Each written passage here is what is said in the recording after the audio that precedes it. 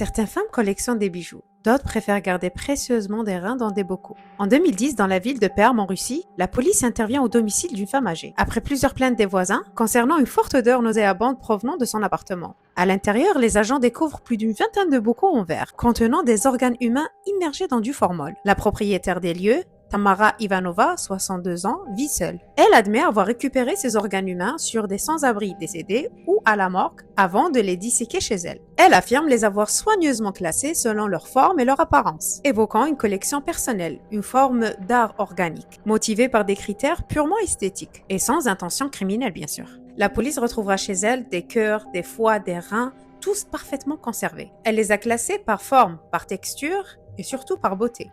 Elle dira « J'ai toujours trouvé les reins magnifiques. On dirait des pierres précieuses. Ce sont mes préférés. » Tamara Ivanova n'avait aucun antécédent psychiatrique, aucun mobile apparent, juste une obsession morbide. La justice a ordonné une évaluation psychiatrique complète, avant de statuer sur une éventuelle responsabilité criminelle. J'ai parlé de cette histoire à une amie psy, qui entre parenthèses est un peu fascinée par tous ces profits tordus. Et elle a trouvé que cette dame était fascinante en plus d'avoir du goût. Mais elle m'a avoué que cette femme n'avait aucun instinct entrepreneurial. Et elle trouvait que c'était dommage. Est-ce que vous savez combien coûte un rein? Sans parler des autres organes, hein?